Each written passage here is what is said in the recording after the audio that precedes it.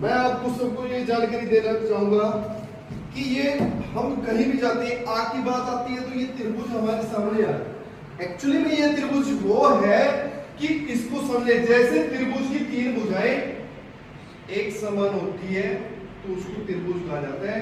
वैसे ही क्या है कि आग के अंदर ऑक्सीजन, हीट और फ्यूल इनकी एक समान मात्रा होगी तो फायर होगी।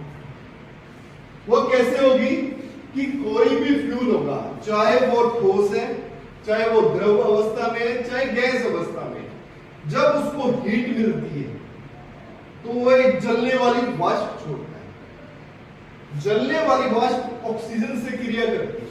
वो प्रतिक्रिया जब होती है और जब इनकी एक समान मात्रा हो जाती है तब क्या होती है? फायर। तो एक रासायनिक प्रतिक्रिया तभी होती है, इसीलिए ये त्रिभुज समझाने के लिए।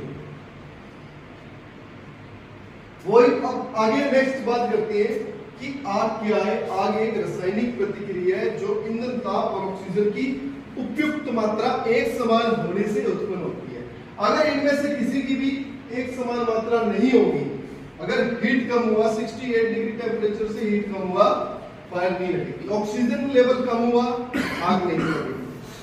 अगर फ्यूल ठंडा हुआ, कूलिंग हुई, तो आग नहीं लगेगी।